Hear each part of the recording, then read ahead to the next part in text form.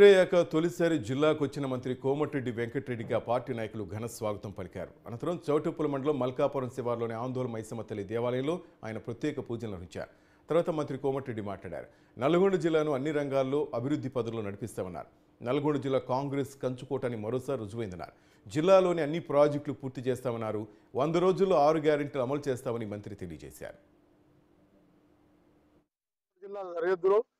స్థానిక జడ్పీటీసీ ప్రభాకర్ రెడ్డి గారు, అలాగే మున్సిపల్ చైర్మన్ గారు, ఇంకా ముఖ్య నాయకులందరూ కూడా వారు ఆందోళన మైసమ్మ ఆశీర్వాదం తీసుకొని పోవాలని చెప్పి వారి కోరిక మీద రావడం జరిగింది.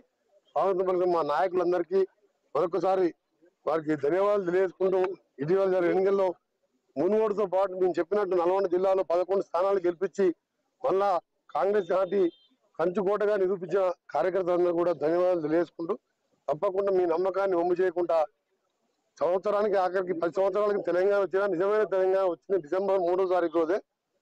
ఆ కార్యక్రమాలన్నీ కూడా మేము ఇచ్చిన 6 గ్యారెంటీలు ఏందో ఏ విధంగా చేస్తామో మీరే చూస్తారు. చెప్పిన ప్రకారం 100 రోజుల్లోపు 6 గ్యారెంటీలను అమలు చేసి తెలంగాణ ప్రజలకు నిజమైన తెలంగాణ, నిజమైన ఇందిరమ్మ రాజ్యం, తెలంగాణ సోనియా గాంధీ వారి నాయకత్వం ఆమె చెప్పిన 6 గ్యారెంటీలను అమలు చేసి చెయ్యని కూడా ఇంకా ఎన్నో కార్యక్రమాలు ఉన్నాయి. అవన్నీ కూడా ముఖ్యమంత్రి గారితో చర్చించి, ముఖ్యంగా నల్గొండ జిల్లాకు సంబంధించిన పెండింగ్ ప్రాజెక్టులు కానీ అవన్నీ పూర్తి చేసే బాధ్యత మా శాసనసభ్యులతో పాటు మేమందరం కూడా తీసుకొని 2 మంత్రులు, సీనియర్ మంత్రులు ఉన్నాం. ముఖ్యమైన శాఖలన్నీ కూడా మా దగ్గర ఉన్నాయి. తప్పకుండా నల్గొండ జిల్లాని అన్ని రంగాల్లో అభివృద్ధి చేయడం నా లక్ష్యం. పాత నల్గొండ జిల్లా సరిహద్దులో స్థానిక జడ్పీటీసీ ప్రభాకర్ రెడ్డి గారు, అలాగే మున్సిపల్ చైర్మన్ గారు, ఇంకా ముఖ్య నాయకులందరూ కూడా